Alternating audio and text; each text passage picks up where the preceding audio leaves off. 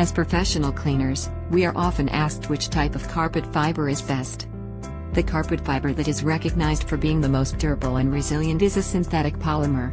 It was first introduced by the DuPont company back in 1935. By resilient, we mean that it doesn't mat down and lose its form so easily. It bounces back and looks fresh even under heavy traffic. You see this fiber often. It is used in situations where durability and safety is essential. It is tough. This fiber is easy to clean and is quite resistant to permanent staining. Another advantage is that this fiber can be dyed to many colors. It is nylon. There are different types and qualities of nylon, but all are excellent choices. There are also many other carpet fibers, including low-cost polyester, olefin and wool. There are also carpets that use various blends of fibers. But nylon is hard to beat for appearance and longevity.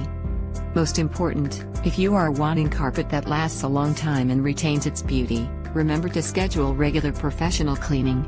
We know the best methods to clean every type of carpet fiber, providing a deep clean without damaging the fiber. And that makes all the difference.